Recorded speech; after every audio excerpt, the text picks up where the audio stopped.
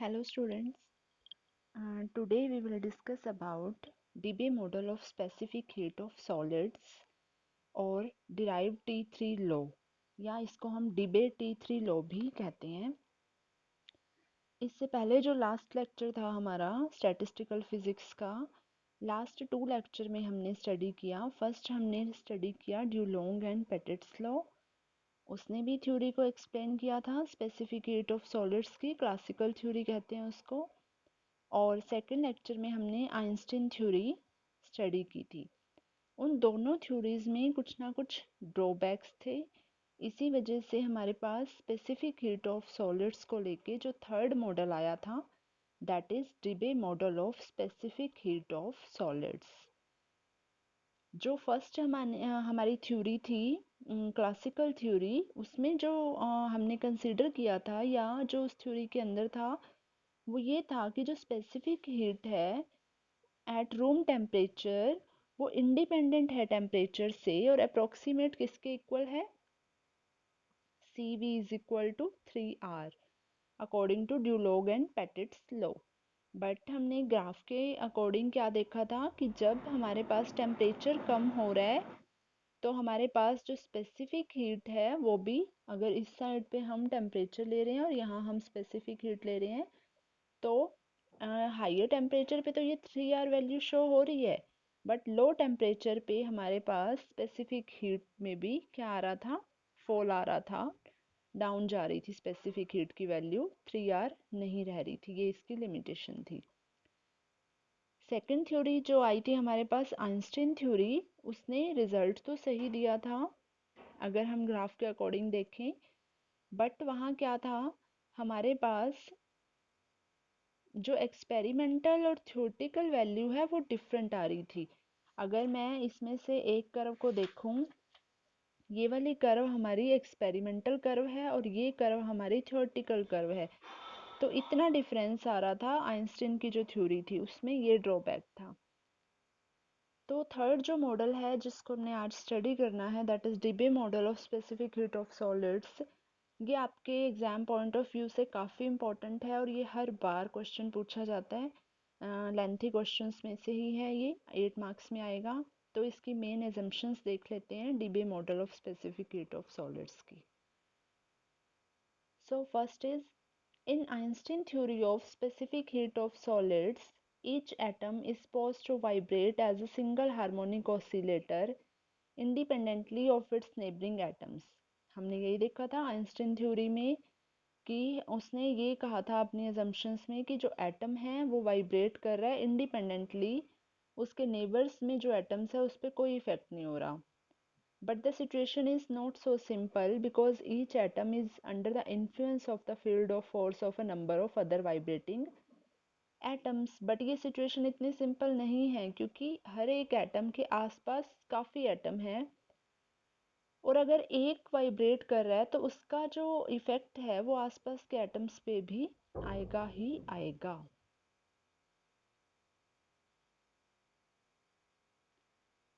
Debye took into account the effect of coupling between neighboring atoms and considered the solid as a continuous elastic body।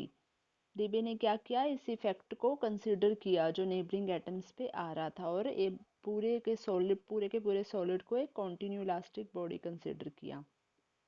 According to second है, according to Debye model elastic standing waves are produced due to vibrations of atom. जो vibrations हो रही है atoms की, उसकी वजह से elastic standing waves produce हो रही हैं।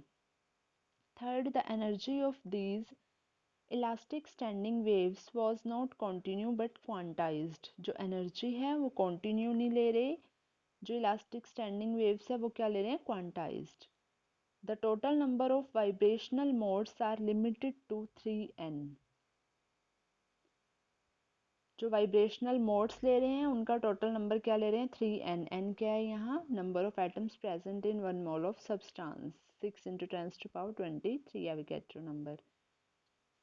There is a certain frequency nu d called dB frequency above which no vibration takes place, and this frequency is common to both longitudinal and transverse wave। longitudinal and transverse waves के लिए इन्होंने एक common frequency ली थी that is called डीबे frequency. इसके ऊपर हमें कोई भी वाइब्रेशंस देखने को नहीं मिलेंगी। सो नंबर ऑफ मोड्स, दोनों टाइप के मोड्स देख रहे हैं हम यहाँ पर, transverse and longitudinal in the frequency range nu to nu plus nu D, nu to nu plus D nu are given bye.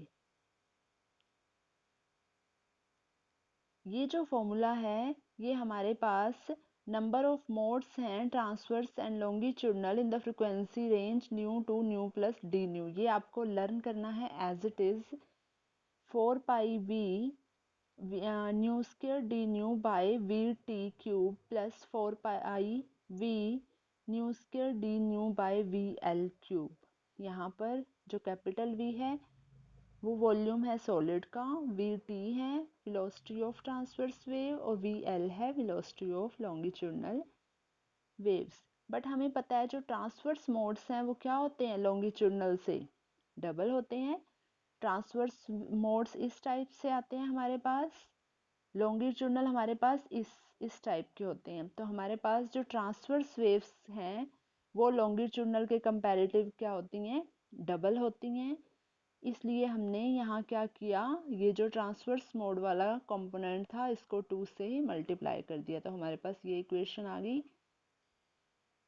यहाँ से जो फैक्टर कॉमन आ रहा है, जैसे 4πv कॉमन है और new square D new common है, उसको कॉमन रखेंगे और जो ब्रैकेट के अंदर टर्म है वो आएगी 2/vt cube plus 1/vl cube. Total number of modes, total number of modes निकालेंगे तो क्या करेंगे हम, इंटीग्रेशन 0 टू न्यू डी, क्योंकि मैक्सिमम फ्रिक्वेंसी डीबे फ्रिक्वेंसी है न्यू डी, इस पूरी टर्म का इंटीग्रेशन करेंगे। टोटल नंबर ऑफ मोड्स हमें पता है क्या है, 3n है। कांस्टेंट टर्म को बाहर रखा, इंटीग्रेशन के अंदर रखा, न्यू स्क्वायर डी न्यू। इस पूरी टर्म को लेफ्ट हैंड साइड पे 3n के डिवाइड में ले आएंगे हम, 3n by 4πv into 2/vt cube plus 1/vl cube. इसका इंटीग्रेशन कर देंगे, न्यू क्यूब बाय 3 आ जाएगा, 0 to nu D. Value put करेंगे, इस 3 को इस साइड पे ले आए, क्रॉस मल्टीप्लाई में यहाँ 9n हो गया। यहाँ हमारे पास जब हमने अपर एंड लोअर लिमिट पुट की तो ये हो गया। तो यहाँ से न्यू डी की वैल्यू क्या आ जाएगी, इस पूरी की पूरी टर्म का पावर 1/3 हो जाएगी, क्योंकि यहाँ न्यू डी क्यूब है। क्लियर। नेक्स्ट देखिए, now the average energy of oscillator having frequency new and temperature T is given by. किसी भी ऑसिलेटर की जो एवरेज एनर्जी है वो इस इक्वेशन से हम देख सकते हैं, न्यू बार से रिप्रेजेंट करते हैं एवरेज एनर्जी को, H nu by exponential H nu by k T minus 1। तो टोटल वाइब्रेशनल एनर्जी सॉलिड की क्या हो जाएगी, यू से डिनोट करेंगे टोटल एनर्जी को, वो हो जाएगी average energy into number of modes in the frequency range nu to nu plus D nu. ये हम निकाल के आए हैं, number of modes in the frequency range nu to nu plus D nu. यहाँ हम वैल्यू पुट कर देंगे, हमारे पास न्यू बार की भी वैल्यू है, नंबर ऑफ मोड्स की भी वैल्यू है, दोनों की फैक्टर्स की वैल्यू पुट करने के बाद हमारे पास ये इक्वेशन आई।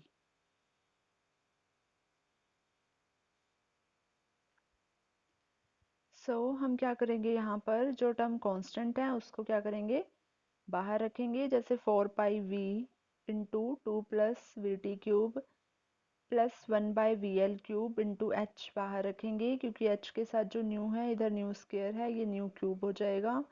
एक्सपोनेंशियल वाली टर्म हमारे पास इंटीग्रेशन के अंदर आएगी, इंटू डी न्यू होगा, तो ये टर्म इंटीग्रेशन के अंदर आएगी।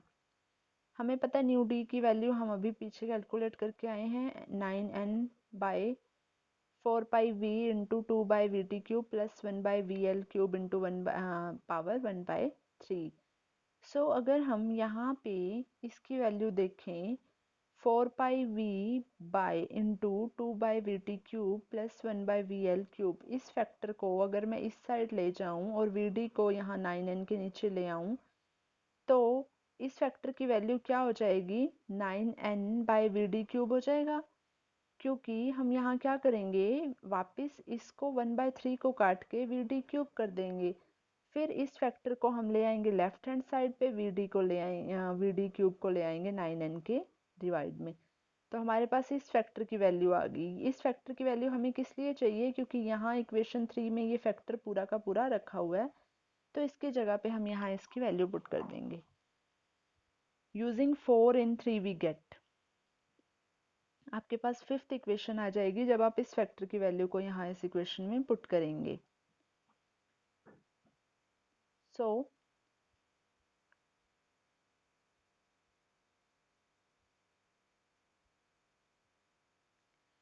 Late H nu by k T, यहाँ H nu by k T जो टर्म है उसको हमने लेट कर दिया एक्स। अब क्योंकि ये टर्म इंटीग्रेशन के अंदर है, जब न्यू न्यू डी के इक्वल है, मीन्स जब फ्रिक्वेंसी मैक्सिमम है, न्यू डी है, तो एक्स भी अपनी मैक्सिमम वैल्यू को अटेन करेगा, x is equal to x m. So h nu by k T को हमने एक्स लिया है। अगर हम एच न्यू की मैक्सिमम वैल्यू डी पुट करेंगे, h nu D by k T, तो इधर भी हमारे पास क्या आएगा, एक्स एम आएगा। इस इक्वेशन को हमने यहाँ स्टार नेम दे दिया। और यहाँ से अगर मैं न्यू कैलकुलेट करूँ तो न्यू क्या आ जाएगा, के टी एक्स बाय एच हो जाएगा।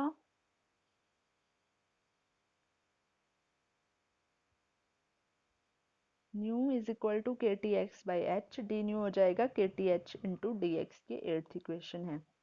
अब हम क्या करेंगे, ये जो सारे के सारे फैक्टर्स हमने यहाँ लेट किए हैं उनको हम यहाँ इस फिफ्थ इक्वेशन में पुट कर देंगे। सो 9NH न्यू डी क्यूब, ये एज इट इज़ है यहाँ, 0 to xm। अब क्या हो जाएगा, न्यू डी की जगह पे हम यहाँ क्या पुट कर देंगे, xm पुट कर देंगे।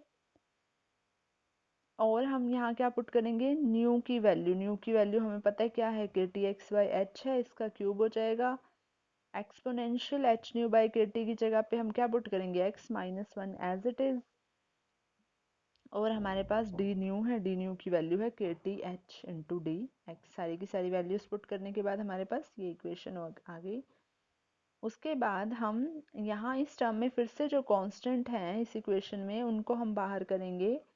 9n by new D cube है, और यहाँ h ऑलरेडी है, और h यहाँ पे देखिए एक h क्यूब ये है, एक h ये है, और एक h यहाँ पर है। तो हम अगर कैंसिल आउट करें तो ये h4 हो गया, और यहाँ एक h है, h से h एक कैंसिल होगा तो h³ तो रहेगा, और के टी, यहाँ के टी है बाय h है, तो इसका क्या हो जाएगा, क्यूब हो जाएगा। तो हमारे पास यहाँ रह जाएगा x³ इंटू डी एक्स,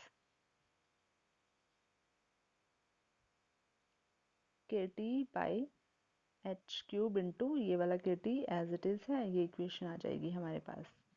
अब देखिए इस के टी को 9n के साथ लिख दिया, 9n के T into K T by H nu D cube, integration 0 to xm x³ exponential x-1 into D x.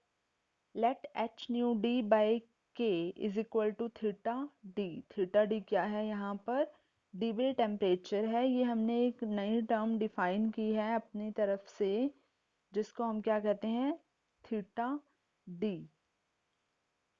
Theta D यहाँ डी बाई टेम्परेचर है।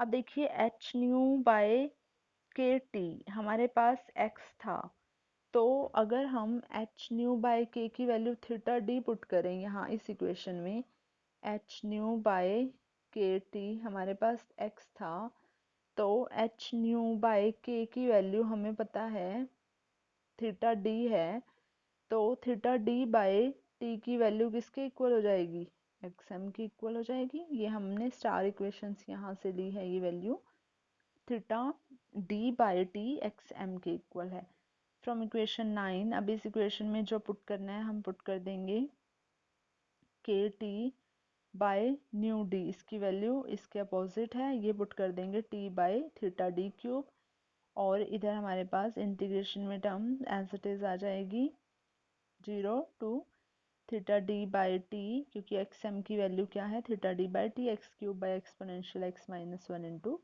D x. Let us now consider two cases. अब हमने Einstein theory में भी दो case consider किए थे, high temperature पे और लो टेम्परेचर पे। अब यहाँ पर भी ये जो हमारी इक्वेशन है, इस इक्वेशन को हम दो केसेस में देखेंगे, लो टेम्परेचर पे भी और हाई टेम्परेचर पे भी। So high temperature means T very very greater than theta D, जो डिब्बे टेम्परेचर है, या we can say theta D very very less than T. Theta D by T very very less than one हो गया। Exponential x minus one को अगर हम expand करें तो उसकी वैल्यू, एक्सपोनेंशियल एक्स की वैल्यू क्या होती है, one plus X by one factorial plus X square by two factorial plus X cube by three factorial up to so on minus one as it is. सो हम क्या करेंगे, higher terms को neglect कर देंगे, हमारे पास ये रह जाएगा one plus x minus one, one से वन कैंसिल तो एक्स रह जाएगा only. Exponential x minus one की वैल्यू हमारे पास क्या आ गई, ओनली एक्स। तो हम ये हमारी 12th इक्वेशन में पुट कर देंगे, 9n के T into T by theta d cube, 0 to theta D by T x cube by x, x से एक्स कैंसिल, एक्स स्क्वायर रह जाएगा। जब हम इसका इंटीग्रेशन करेंगे तो वो एक्स क्यूब बाई थ्री हो जाएगा। लिमिट्स ऑफ इंटीग्रेशन है 0 to theta D by T. Put कर देंगे जो भी हमारी लिमिट्स हैं, 1/3 कॉमन ले लेंगे, थीटा डी बाई टी का क्या हो जाएगा, क्यूब हो जाएगा। अब देखिए जो टर्म्स कैंसिल आउट हो रही हैं वो हम कैंसिल आउट कर देंगे। हमारे पास 3 से यहाँ 3 कैंसिल आउट हो रहा है, ये पूरी टर्म से ये पूरी टर्म कैंसिल आउट हो रही है, u की वैल्यू आ जाएगी 3n के t, या अगर n की जगह पे आप r पुट करना चाहो तो आपके पास वैल्यू आ जाएगी 3r t। cv क्या होता है, स्पेसिफिक हीट चाहिए हमें, वो होता है du by D T. D you by D T करेंगे तो वैल्यू क्या आ जाएगी हमारे पास, 3r वैल्यू आ जाएगी। यही हमारे पास हाई टेम्परेचर पे ड्यूलोग एंड पेटिट्स लॉ के लिए आ रही थी, यही Einstein theory of specific heat में हमने देखी थी वैल्यू, और यही अब यहाँ पर डीबे मॉडल में आ रही है। मींस हाई टेम्परेचर पे ये मॉडल सक्सेसफुल हो गया। अब देखिए लो टेम्परेचर पे, लो टेम्परेचर पे means T very very less then theta D. So theta D by T क्या हो जाएगा, अगर t बहुत बहुत छोटा है थीटा डी से तो थीटा डी के अपॉन में करेंगे, तो अगर बहुत ज़्यादा स्मॉल टर्म नीचे आ जाती है किसी भी टर्म के, जैसे हम k बाय जीरो करें तो वो क्या होता है, इन्फिनिटी के इक्वल होता है। तो यहाँ पे थीटा डी बाई टी क्या हो जाएगा, इन्फिनिटी के इक्वल। इक्वेशन 12 में हम पुट कर देंगे अपनी वैल्यू जो भी हमारे पास हैं, तो 0 टू इन्फिनिटी हो जाएगा, एक्स क्यूब सारी की सारी term as it is, but limit of integration में 0 टू इन्फिनिटी आ जाएगा। So u is equal to 9n k t power 4 हो जाएगा, क्योंकि एक t यहाँ है, t power 4 by theta d cube हो जाएगा। इस पूरे के पूरे इंटीग्रेशन का स्टैंडर्ड इंटीग्रेशन यूज़ करके वैल्यू पाई 4/15 लिख दी। सो हमें पता है cv, ये एनर्जी की वैल्यू आ गई, cv की value du by D T है। d बाई डी टी करेंगे इस इक्वेशन का तो हमारे पास ये वैल्यू आएगी, क्योंकि सिर्फ t वाली टर्म का इंटीग्रेशन करना है, बाकी टर्म कांस्टेंट लेके चलेंगे, वो हो जाएगा 4t क्यूब हो जाएगा। ये पूरी की पूरी वैल्यू आ गई। सो इस पूरी टर्म को कांस्टेंट लें तो कांस्टेंट, अगर हम कांस्टेंट ऑफ यहाँ पर एक प्रोपोर्शनल लगा दें इस पूरी टर्म को कांस्टेंट लेकर, तो C V is directly proportional to T cube. This is well known debate T3 law and is in good agreement with experimental data। तो यहाँ पर मेन बात थी लो टेम्परेचर पे सक्सेसफुल होने की, और इस थ्योरी में लो टेम्परेचर पे भी सक्सेसफुल हो गए हम, और हमारे पास जो वैल्यू हमें चाहिए थी वही वैल्यू आ गई, C V is directly proportional to T cube. यहाँ देखिए ग्राफ में, अगर हम ग्राफ प्लॉट करें टेम्परेचर टी और स्पेसिफिक हीट सीवी में, तो ये जो फर्स्ट कर्व है ये है हमारी ड्यूलोग एंड पेटिट्स लॉ की, और ये जो कर्व है ये वाली, ये आइंस्टीन कर्व है। क्योंकि हमारे पास जो एक्सपेरिमेंटल कर्व है वो ये कर्व है जो डॉटेड लाइन आ रही है, ये वाली कर्व जो डॉटेड लाइन है, ये थ्योरी, यही जो डॉटेड लाइन है यही एक्सपेरिमेंटल कर्व है, और यही जो अभी हमने प्रूव किया है डिबे मॉडल कर्व है। तो डिबे मॉडल कर्व एक्सपेरिमेंटल कर्व के साथ गुड एग्रीमेंट में थी, मींस उसने उसको सेटिस्फाई कर दिया था। आइंस्टीन कर्व सेटिस्फाई नहीं कर पाई थी, और ड्यूलॉग एंड पेटिट्स लॉ में भी कुछ ना कुछ लिमिटेशंस थी। सो सक्सेसफुल हुआ था डिबे T3 लॉ, बट इसकी भी कुछ शॉर्टकमिंग्स थी। शॉर्टकमिंग्स भी आपको एग्जाम में लिख कर आनी है, वो क्या थी देखिए। Since velocity of transverse and longitudinal waves are different, hence Debye cutoff frequency nu d should be different for these two curves। हमने क्या ली थी फर्स्ट, जब हमने स्टार्ट किया था ये टॉपिक, फर्स्ट पेज पे ही ये बताया था मैंने आपको कि जो यहाँ पे हम न्यू डी ले रहे हैं, फ्रिक्वेंसी ले रहे हैं, वो फ्रिक्वेंसी हम सेम ले रहे हैं ट्रांसवर्स और लॉन्गिट्यूडनल के लिए, बट वेलोसिटी जो है ट्रांसवर्स और लॉन्गिट्यूडनल की वो डिफरेंट होती है, तो फ्रिक्वेंसी भी क्या होनी चाहिए, न्यू डी डिफरेंट होनी चाहिए दोनों के लिए, बट डिबे क्या ले रहा है, इन दोनों की सेम लेके चल रहा है फ्रिक्वेंसी। तो ये इसकी एक लिमिटेशन थी। The contribution of electrons to specific heat has been totally ignored. जो स्पेसिफिक हीट में इलेक्ट्रॉन्स का कंट्रीब्यूशन है उसको डिबे ने टोटली इग्नोर कर दिया।